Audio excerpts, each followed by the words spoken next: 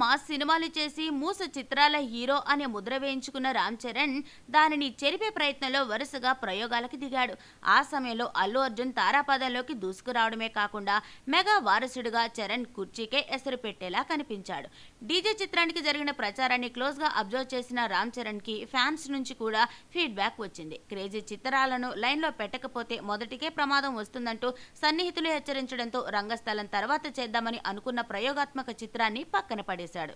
మణిరత్నంతో చిత్రాన్ని క్యాన్సిల్ చేసుకుని కొరటాల చిత్రాన్ని ముందుకు తెచ్చాడు. కొరటాల శివతో చిత్రాన్ని స్వీయ నిర్మాణంలో తలపెట్టడం మరో విశేషం. కొరటాల శివ ఇప్పుడు టాప్ డైరెక్టర్లలో ఒకడనేది తెలిసిందే. ధృవ, రంగస్థలం తర్వాత మోస్ట్ నీడెడ్ మాస్ సినిమాకి కొరటాల కంటే బెటర్ డైరెక్టర్ ఉండడు. కొణిదెల ప్రొడక్షన్ కంపెనీని అడపదడప సినిమాలు తీసే సంస్థగా కాకుండా అగ్ర నిర్మాణ సంస్థగా చరణ్ ఎస్టాబ్లిష్ చేస్తున్నాడు. హీరోగా కాస్త వెనక్కి తగ్గిన చరణ్ రంగస్థలంతో మొదలుపెట్టి ఎక్కడా తగ్గకుండా ప్రతి చిత్రాన్ని క్రేజీగా మలిచి మెగా అభిమానుల్లో నెలకొన్న నిరాశ నిస్పృహలు తొలగించడమే కాకుండా మెగా ఫ్యామిలీకి ఈ తరానికి రిప్రజెంటేటివ్గా తానే అనే విధంగా ప్లాన్ చేసుకుంటున్నాడు.